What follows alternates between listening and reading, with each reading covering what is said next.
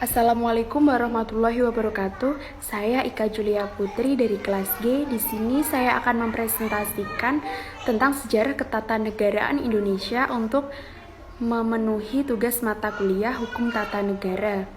Dalam sejarah ketatanegaraan Indonesia dibagi menjadi 3 sistem. Yang pertama, sistem prakemerdekaan, sistem pasca kemerdekaan, dan sistem prareformasi. Dalam sistem prakemerdekaan dibagi menjadi 2 masa, yaitu masa penjajahan Belanda dan Jepang.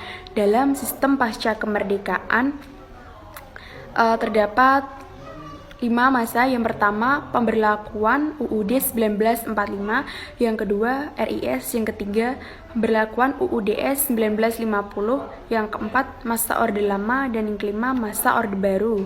Masa penjajahan Belanda. Dalam masa ini Indonesia disebut dengan Hindia Belanda. Di sini ada peraturan perundang-undangan, yaitu Undang-Undang Kerajaan Belanda dan IS. Adapun bentuk-bentuk peraturan perundang-undangan yang dikenal dalam masa berlakunya IS. Yang pertama adalah Wet.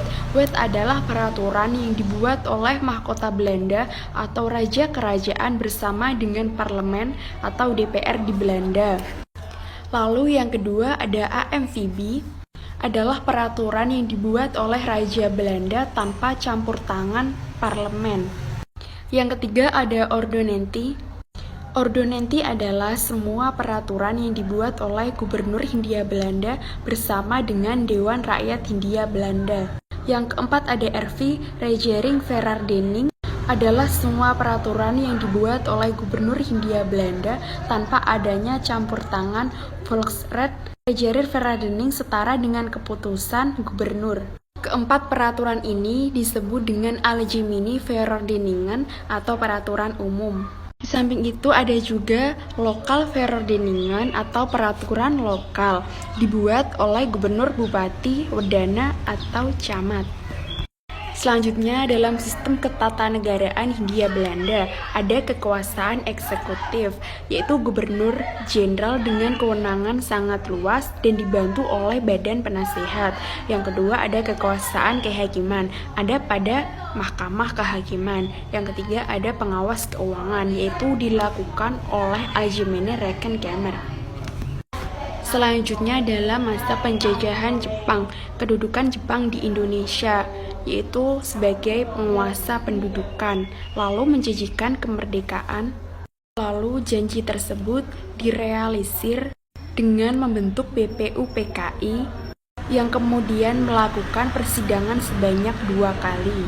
Sebelum PPKI berhasil melaksanakan sidang-sidang untuk melanjutkan upaya-upaya yang telah dilakukan oleh BPUPKI, Jepang sudah menyerah pada sekutu pada tanggal 14 Agustus 1945. Dalam masa pendudukan Jepang, Jepang tidak membenarkan mengubah susunan ketatanegaraan atau hukum di Hindia Belanda. Lalu Jepang hanya meneruskan kekuasaan pemerintahan Belanda. 3. Kekuasaan tertinggi ada pada bala tentara Jepang, bukan pemerintahan Belanda. Perlu diketahui pula bahwa pada masa pendudukan bala tentara Jepang, wilayah Indonesia dibagi menjadi 3 wilayah besar. Yang pertama adalah daerah yang meliputi Pulau Sumatera di bawah kekuasaan pembesaran Angkatan Darat Jepang yang berpusat di Bukit Tinggi. Yang kedua ada daerah yang meliputi Pulau Jawa, di bawah kekuasaan Angkatan Darat yang berkedudukan di Jakarta. Lalu daerah selebihnya berada di bawah kekuasaan Angkatan Laut yang berkedudukan di Makassar.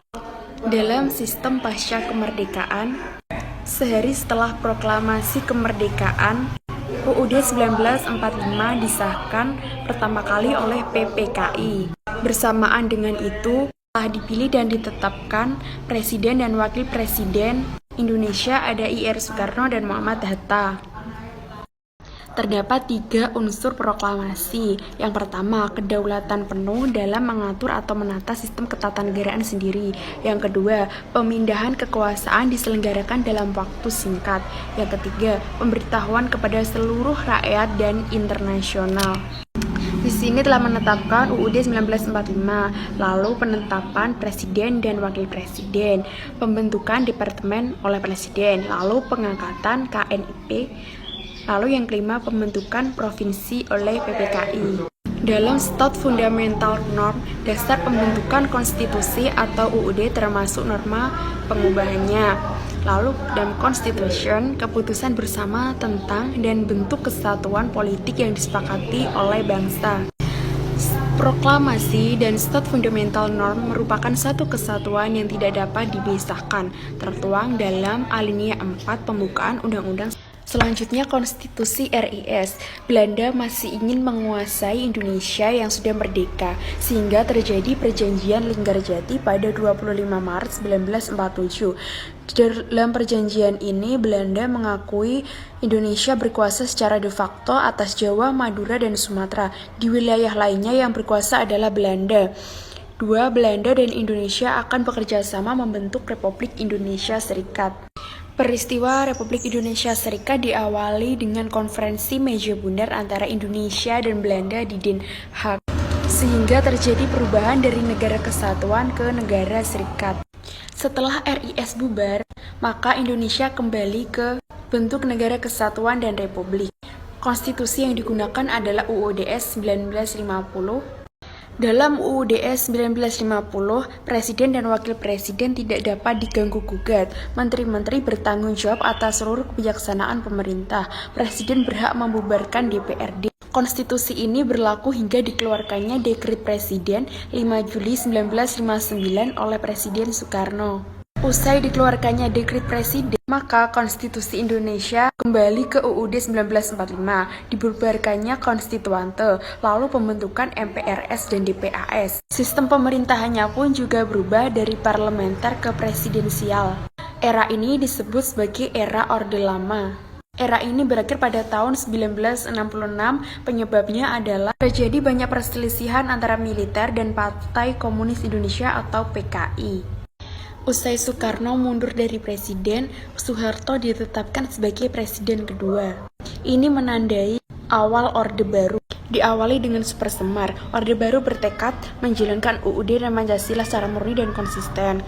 Demokrasi Pancasila di bawah kepemimpinan Soeharto, sistem presidensial. Lalu terjadi banyak masalah di sini, pemilu tidak demokratis, pembangunan ekonomi tidak berbasis kerakyatan, lalu terjadi banyak kebebasan politik dibatasi, KKN merajalela, dan masih banyak lagi. Seperti yang terlihat di sini. Era Orde Baru berakhir pada tahun 98. Soeharto mundur dari jabatannya karena terjadi banyak masalah serta krisis ekonomi yang parah. Usai Orde Baru, muncul era reformasi yang bertahan sampai sekarang. Di era reformasi, UUD 1945 sudah diamandemen sebanyak 4 kali. Dan yang kini digunakan adalah tahun 2002. Dalam era reformasi, bentuk negara kesatuan dengan prinsip otonomi yang luas. Bentuk pemerintahan adalah republik. MPR bukan lembaga tertinggi lagi. Presiden adalah kepala negara sekaligus kepala pemerintahan. Kabinet atau menteri diangkat oleh presiden dan bertanggung jawab kepada presiden. Kekuasaan legislatif lebih dominan. Presiden dan wakil presiden dipilih langsung oleh rakyat. Presiden tidak dapat membubarkan DPR. Ini adalah sistem pemerintahan di Indonesia berdasarkan UUD 1945 setelah di amandemen yang digunakan sekarang. Sekian presentasi yang dapat saya sampaikan. Apabila ada kurang lebihnya mohon maaf. Wassalamualaikum warahmatullahi wabarakatuh.